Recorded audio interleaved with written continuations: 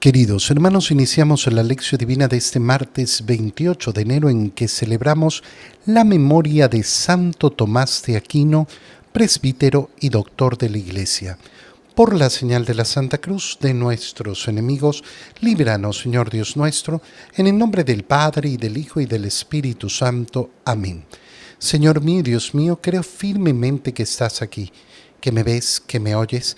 Te adoro con profunda reverencia, te pido perdón de mis pecados y gracia para hacer con fruto este tiempo de lección divina. Madre mía Inmaculada, San José, mi Padre y Señor, Ángel de mi guarda, interceded por mí. Continuamos en este día martes leyendo la carta a los Hebreos. Leemos el capítulo 10, versículos 1 al 10. Hermanos, puesto que la ley de la antigua alianza no contiene la imagen real de los bienes definitivos, sino solamente una sombra de ellos, es absolutamente incapaz, por medio de los sacrificios siempre iguales y ofrecidos sin cesar año tras año, de hacer perfectos a quienes intentan acercarse a Dios. Porque si la ley fuera capaz de ello, ciertamente tales sacrificios hubieran dejado de ofrecerse, puesto que los que practican ese culto, de haber sido purificados para siempre, no tendrían ya conciencia de pecado. Por el contrario, con esos sacrificios se renueva cada año la conciencia de los pecados, porque es imposible que pueda borrarlos la sangre de toros y machos cabríos. Por eso, al entrar al mundo, Cristo dijo conforme al Salmo: no quisiste víctimas ni ofrendas, en cambio me has dado un cuerpo. No te agradaron los holocaustos ni los sacrificios por el pecado. Entonces dije, porque a mí se refiere la Escritura: aquí estoy, Dios mío, vengo para hacer tu voluntad. Comienza por decir: no quisiste víctimas ni ofrendas, no te agradaron los holocaustos ni los sacrificios por el pecado, siendo así que eso es lo que pedía la ley. Y luego añade: aquí estoy, Dios mío, vengo para hacer tu voluntad. Con esto, Cristo suprime los antiguos sacrificios para establecer el nuevo, y en virtud de esta voluntad, todos quedamos santificados por la ofrenda del cuerpo de Jesucristo, hecha una vez por todas. Palabra de Dios. Al continuar entonces la lectura de la carta a los Hebreos, volvemos a retomar un tema que ya la carta a los Hebreos ha establecido. Cuando leemos de continuo la carta a los Hebreos, vamos a notar que parece que está repitiendo y repitiendo las cosas, y lo está haciendo efectivamente. ¿Para qué? Para que nos demos cuenta de cómo ha sido suprimida la antigua alianza en virtud de la nueva alianza. No porque la validez de la antigua alianza no haya existido, no. La nueva alianza solo se puede establecer sobre la antigua alianza. Pero justamente como hay una nueva alianza, entonces quedan suprimidas muchas de las cosas de la antigua alianza que han sido llevadas a su plenitud. Y en específico está hablando sobre el sacrificio. Recuerda que se llama carta a los Hebreos. ¿Por qué? Porque está destinada a los hebreos. ¿Los hebreos quiénes son? Los judíos, los que pertenecen a ese pueblo que ha nacido de Abraham, de la promesa hecha a Abraham. Y entonces se está dirigiendo ¿a quién? A esos hebreos, a esos judíos que han adquirido la fe cristiana, que han dado ese paso hacia el cristianismo, como lo hacen todos los primeros cristianos. No te olvides que todos los primeros cristianos son judíos, lo mismo que es judío nuestro Señor, María Santísima, José, todos los apóstoles, todos los primeros discípulos, todos son judíos. Después empezará la predicación a los paganos. De hecho, la misión de nuestro Señor Jesucristo, su vida pública, solo se va a realizar para los judíos en primera instancia. ¿Por qué? Porque a ellos se les había prometido en primer lugar ese Mesías. A través de ellos es que Dios ha querido traer al mundo la salvación. La carta a los Hebreos nos recuerda que la ley de la antigua alianza no contiene la imagen real de los bienes definitivos, sino solo una imagen. Piensa de este modo. Cuando se le promete a Abraham una descendencia, ¿qué se le está prometiendo? Se le está prometiendo la descendencia en este mundo. Imagen de ese pueblo que va a conformar el pueblo de Dios, y no me refiero al pueblo de Dios peregrinante, sino al pueblo de Dios triunfante, a ese pueblo de Dios que va a ser puesto en el cielo, que va a ser puesto en la condición de poder contemplar a Dios cara a cara. ¿Qué más se le promete a Abraham? La tierra. La tierra prometida, ¿qué es? Es imagen de ese mismo paraíso que nos ofrece el Señor. La tierra prometida temporal, los judíos la van a tener un tiempo, la van a perder, la van a volver a recuperar, van a volverla a perder, van a volverla a recuperar. ¿Por qué? Porque es tierra temporal, es momento temporal. Y claro, eso es solo la imagen, esa liberación de Egipto, de la esclavitud de Egipto que realiza el Señor, es imagen de la liberación verdadera del pecado y de la muerte que nos ofrece nuestro Señor Jesucristo. Entonces, en la antigua alianza, ¿qué dice la carta a los Hebreos que encontramos? Encontramos solo la imagen, pero no la imagen real de los bienes definitivos, solamente una sombra de ellos. Y esto hace que sea absolutamente incapaz por medio de los sacrificios, siempre iguales, ofrecidos año tras año, de hacer perfectos a quienes intentan acercarse a Dios. Es decir, de continuar realizando esos sacrificios, no van a lograr la salvación. Claro, estas palabras son sumamente fuertes dirigidas a los judíos, a los hebreos.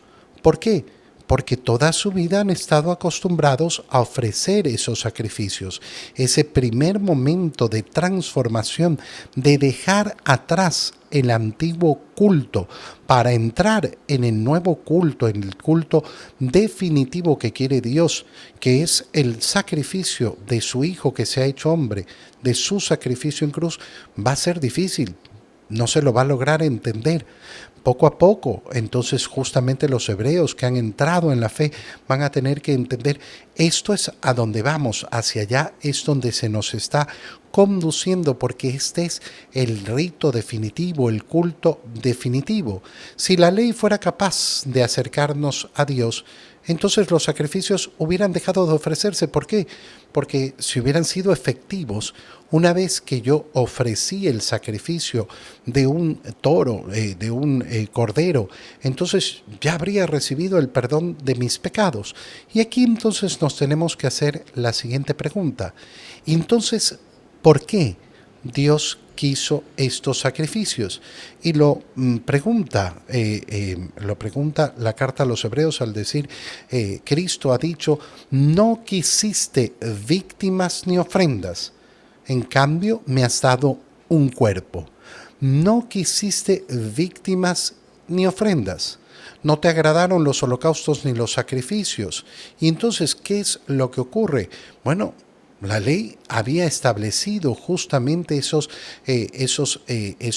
sacrificios, siendo que eso es lo que pedía la ley, siendo que eso es lo que pedía la ley. Entonces, la reflexión, ¿cuál es?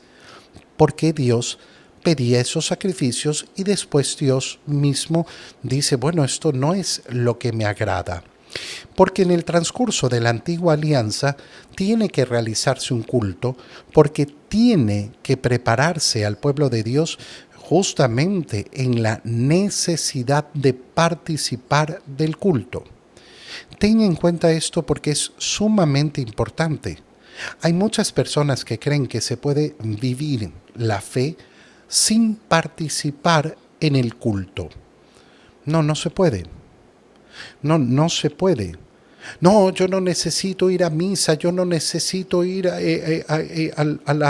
la iglesia y participar de esto y del otro. Sí, claro que lo necesitamos. ¿Por qué? Porque es el modo primero de amar a Dios. Quien dice amar a Dios, ¿cuál es la actitud que debe tener? En primer lugar, reconocerse llamado dentro de la comunidad, no de una manera individualista, dentro de la comunidad, y agachar la cabeza delante de Dios. Imagínate una persona que dice, no, yo creo en Dios, pero yo no necesito rendirle culto. ¿Qué idea de Dios tienes? ¿Qué idea de Dios tienes? Porque entonces lo que tienes es una falsa idea de Dios. ¿Sabes cómo se le llama a las falsas ideas de Dios? Idolatría. Idolatría. No estoy adorando a Dios, al único y verdadero Dios. La vida de fe verdadera y el amor a Dios verdadero necesita del culto. Y por eso en la antigua alianza no va a haber una alianza sin ese culto, lo cual nos muestra la necesidad de que en la nueva alianza se establezca también ese culto. ¿Cuál es la diferencia? Bueno, aquí estoy, Dios mío, vengo para hacer tu voluntad. ¿Por qué? Porque me has dado un cuerpo. No te agradaron los sacrificios ni los holocaustos. Aquí estoy, me has dado un cuerpo. ¿Qué quiere decir? Que el Señor lo que hace es reconocer cuál es el objeto que va a sacrificarse. El cuerpo de Cristo. Ese es el sacrificio. Y eso es lo que ha sucedido en la cruz. Y con esto, dice la carta a los Hebreos, Cristo suprime los antiguos sacrificios para establecer el nuevo. ¿Cuál es el nuevo? El de su cuerpo, el de su sangre. Y en virtud de esta voluntad, todos quedamos santificados por la ofrenda del cuerpo de Cristo. Esa ofrenda que ha sido hecha una vez por todas. Una vez por todas. Cuando nosotros sabemos entender esto, debemos entender además que la lógica de la salvación está justamente en la ofrenda. Y por eso es tan importante en nuestro camino cristiano aprender a ofrecer a Dios. ¿Ofrecer a Dios qué cosa? Todas mis acciones, empezando por mis acciones buenas, por mis actos de piedad, por mi oración, por mi sacrificio, por mis luchas, mi trabajo diario. Y también ofrecer a Dios los malos ratos, las injusticias que tengo que enfrentar, las calamidades, la enfermedad, el sufrimiento. Qué bonito es abrir los ojos y darse cuenta que a lo largo de toda mi vida, lo bueno y lo malo, todo, absolutamente todo, me sirve como ofrenda para Dios. Incluso mis pecados, incluso mis males, todo sirve como ofrenda para Dios. En el cristianismo no hay pérdida. Todo nos sirve para acercarnos a Dios en la lógica de la ofrenda. En el Evangelio, leemos el Evangelio de San Marcos, capítulo 3, versículos 31 al 35.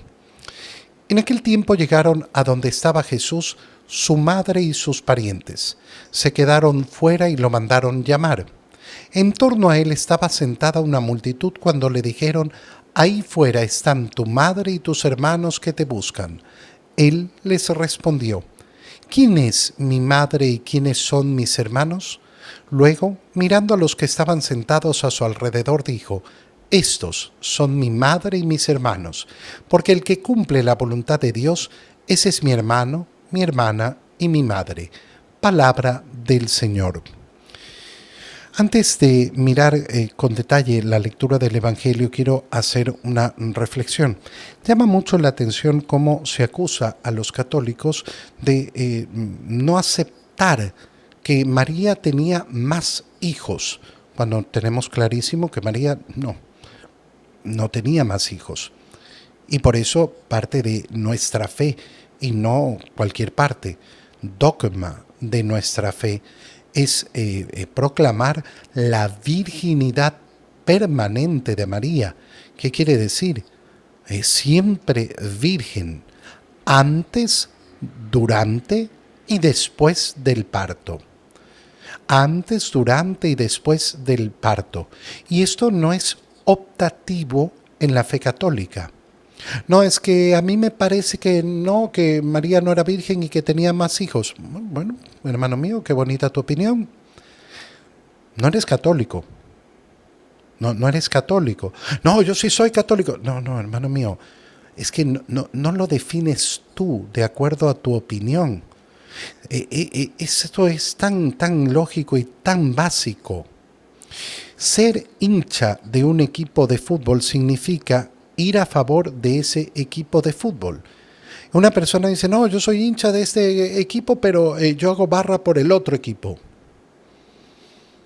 Hermano mío, cada uno puede decidir en esta vida vivir en la locura que le dé la gana, pero lógicamente seguirá siendo una locura aunque no lo acepte.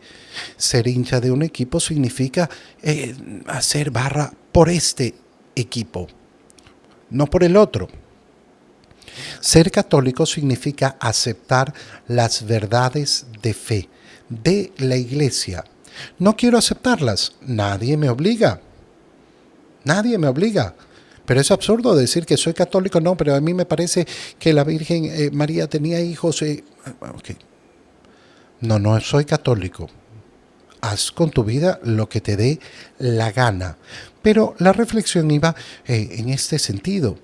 Se acusa a los católicos eso. No admiten. Y en la Biblia está clarísimo. Mira cómo habla de la madre de Jesús y de sus hermanos.